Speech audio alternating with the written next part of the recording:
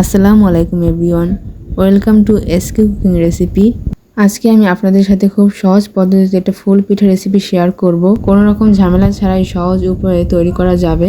আশা করছি আমার আজকের এই ফুল পিঠা রেসিপি আপনাদের কাছে অনেক ভালো লাগবে। আর অবশ্যই ভালো লাগে থাকলে প্রথমে একটা লাইক করে দিবেন আর আমার চ্যানেল সাবস্ক্রাইব করে পাশেই থাকবেন।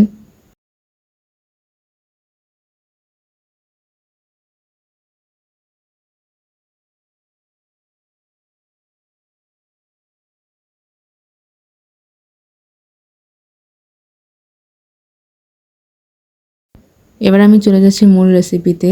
এখানে আমি নিয়েছি 2 কাপ আতপ চালের গুঁড়ো। আজকে এই আতপ চালটা দিয়ে আমি এই পিঠাগুলো তৈরি করব। এরপর দিয়ে দিচ্ছি স্বাদ মতো লবণ। এরপর এখানে আমি ফুটন্ত গরম পানি নিয়েছি। এই পিঠাগুলো তৈরি করতে বেশি উপকরণ লাগে না, মাত্র একটু উপকরণ হলে সহজেই পিঠাগুলো তৈরি করা যায়। আর আপনারা যদি চান এখানে একটু চিনি ব্যবহার করতে পারেন, মানে আপনাদের যদি মিষ্টিটা পছন্দ হয় তাহলে আপনারা এখানে চিনি ব্যবহার করতে পারেন, অথবা পিঠাটা ভেজে নেওয়ার পরে আপনারা কিন্তু শিরা ব্যবহার করতে পারেন। গুড়ের শিরা, চিনির শিরা অথবা চিনি ছড়িয়ে দিয়েও খেতে পারেন, মানে আপনাদের যেভাবে পছন্দ হয় সেভাবে মিষ্টিটা ব্যবহার করতে পারেন। আর আমি এখানে কিন্তু ফুটন্ত গরম পানি নিয়েছি, আর এটা যেহেতু শুকনো চালের গুঁড়ো এই জন্য ফুটন্ত গরম পানি ব্যবহার করতে হবে। ফুটন্ত গরম পানি ব্যবহার না করলে আঠালো হবে না আর ডিজাইনটা তৈরি করতে সমস্যা হয়ে যাবে। অবশ্যই ফুটন্ত গরম পানিটা ব্যবহার করতে হবে। অল্প অল্প করে পানি দিয়ে আমি ডোটা তৈরি করে নেব। আর এগুলো যেহেতু শুকনো চালের গুঁড়ো, মনে হয় এই ডোটাকে একটু রেস্টে রাখলে ভালো হবে। আমি এখন একটা প্লেট দিয়ে 5 মিনিটের মতো ঢেকে রেখে দিব। 5 মিনিট পর আবার সবকিছু খুব ভালোভাবে মিশিয়ে নিব। ডোটা ঢেকে রাখার কারণে খুব ভালোভাবে সেট হয়ে যাবে আর এই জন্য ডিজাইনটা তৈরি করতে অনেক সুবিধা হবে।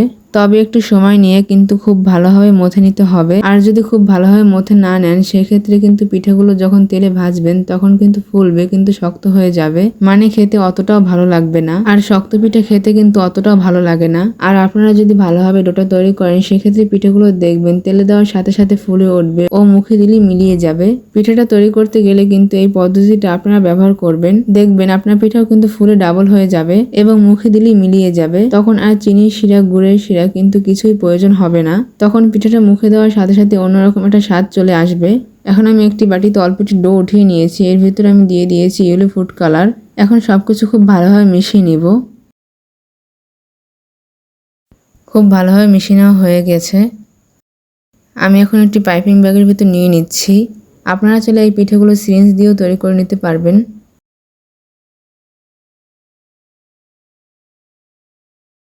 এখন পিঠার ডিজাইনটা তৈরি করে দেখিয়ে দিচ্ছি। পিঠার ডিজাইনটা তৈরি করার জন্য এখানে কিন্তু আমি প্লাস্টিক ব্যবহার করব। আর আপনাদের যদি পাতার ব্যবস্থা থাকে সেক্ষেত্রে কিন্তু পাতায় পিঠাগুলো তৈরি করে নিতে পারবেন। আর যেহেতু এগুলো ভাপিয়ে নিতে হবে, অনেকের বাসায় পাতার ব্যবস্থা থাকে না, এই জন্য আমি প্লাস্টিকে তৈরি করে আপনাদেরকে দেখিয়ে দিচ্ছি। একেবারে সাধারণ একটা ফুলের শেপের পিঠাটা তৈরি করে নিতে হবে। আর আমার মনে হয় এর চেয়ে আর কোনো উপায় হয় না। আপনারা চাইলে ঝটপট এই পিঠাটা তৈরি করে নিতে পারেন। আর এই পিঠাগুলো তৈরি করতে বেশি সময় লাগে না, অল্প সময়ের ভিতরে আপনারা অনেকগুলো পিঠা তৈরি করে নিতে পারবেন। এই পিঠাগুলো আমাদের কম বেশি অনেকেরই পছন্দ, তবে অনেকের ক্ষেত্রে পিঠা তৈরি করার সময় থাকে না। আপনারা চাইলে অল্প সময় এই শুকনো চালের পিঠাগুলো সহজেই তৈরি করে নিতে পারেন। আরও একটু বেশি করে তৈরি করে পুরো বছর সংরক্ষণ করে খেতে পারেন। আপনারা তো দেখতেই পেরেছেন আমি একটি পিঠা তৈরি করে নিয়েছি। আমি একেবারে সাধারণ ডিজাইন করে নিয়েছি। আপনারা চাইলে একবার দেখি সহজেই পিঠাটা তৈরি করে নিতে পারবেন। আমি একটি ঠিক একইভাবে আরও একটি পিঠা দেখিয়ে দিচ্ছি। আমি আগেরটা মাঝখানে হলুদ কালার ব্যবহার করেছি, এবার আমি মাঝখানে সাদা কালারটা ব্যবহার করব। একই ডিজাইনে 2 রকম পিঠা হবে। আপনাদের যদি হলুদ কালারটি পছন্দ না হয় সেক্ষেত্রে আপনারা অন্য কালার ব্যবহার করে নিতে পারবেন। আর আমি আবারও বলছি এই পিঠাগুলো তৈরি করতে বেশি সময় লাগে না, একদম অল্প সময়ের ভিতরে আপনি অনেকগুলো পিঠা তৈরি করে নিতে পারবেন।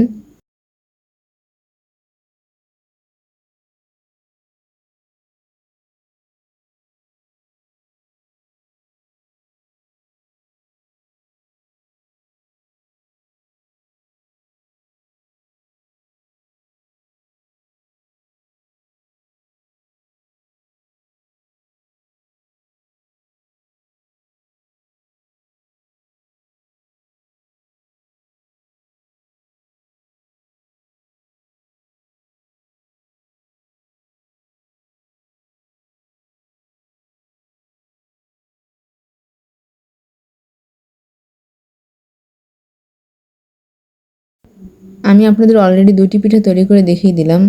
আমি আপনাদের সহজের জন্য আরও একটি পিঠা তৈরি করে দেখিয়ে দিচ্ছি।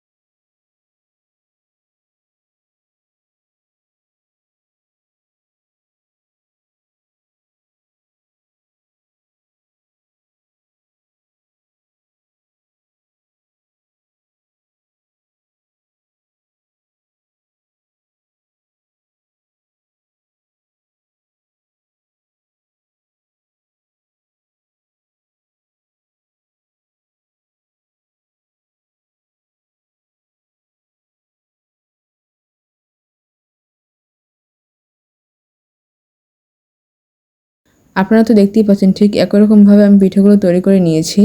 এবার পিঠেগুলোকে ভাপিয়ে নিতে হবে। একটি পাত্রে আমি আগে থেকেই পানি গরম করে রেখেছি।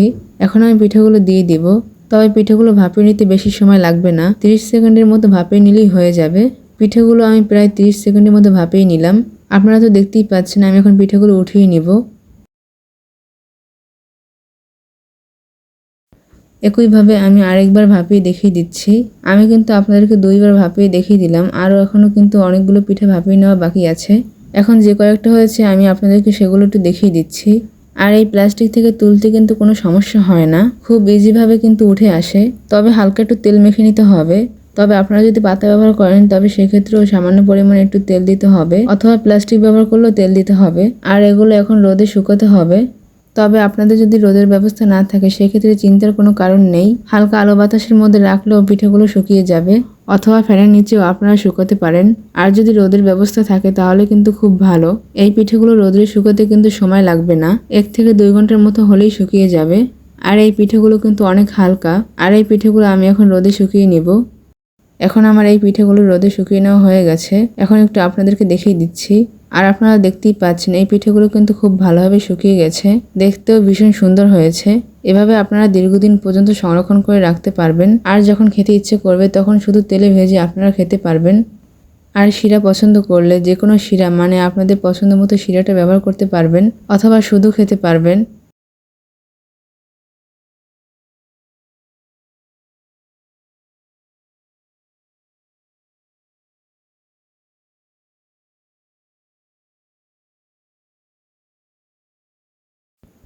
আমি আপনাদেরকে একটু কাছ থেকে দেখিয়ে দিচ্ছি পিঠেগুলো কতটা সুন্দর হয়েছে।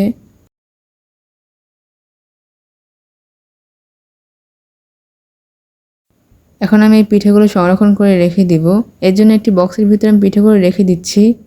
এইরকম অবস্থায় আপনারা এই পিঠেগুলো দীর্ঘদিন সংরক্ষণ করে রেখে দিতে পারবেন। এবার আমি কিছু পিঠে তেলে ভেজে দেখিয়ে দিচ্ছি। এর জন্য একটি কড়াইতে পরিমাণ মতো তেল দিয়ে খুব ভালোভাবে গরম করে নিয়েছি।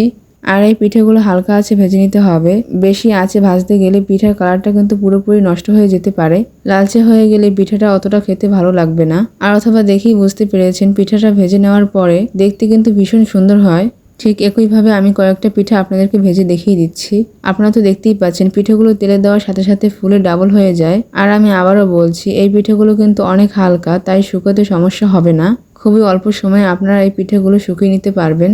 একেবারে সহজ রেসিপিটি আপনাদের কাছে তুলে ধরার চেষ্টা করলাম। আর আপনাদের যদি আজকের ভিডিওটি ভালো লেগে থাকে অবশ্যই লাইক করে দিবেন। আমি আপনাদেরকে কয়েকটি পিঠে তেলে ভেজে দেখিয়ে দিলাম।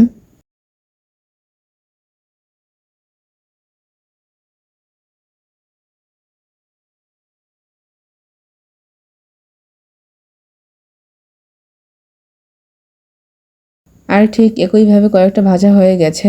এবার আপনাদেরকে একটু পরিবেশন করে দেখিয়ে দিচ্ছি। আপনারা চাইলে এর উপরে এখন শিরা ব্যবহার করতে পারেন, তবে আমি শিরা ব্যবহার করব না। মাশাআল্লাহ, দেখতেই পাচ্ছেন পিঠেগুলো কতটা সুন্দর হয়েছে। আপনারা বাসায় অবশ্যই ট্রাই করবেন এরকম পিঠা। কত অল্প সময়ের ভিতরেই কতগুলো পিঠে বানিয়ে নিলাম। আপনারা তো দেখতেই পেরেছেন আজকে পিঠেগুলো কত সহজেই বানিয়ে নিয়েছি।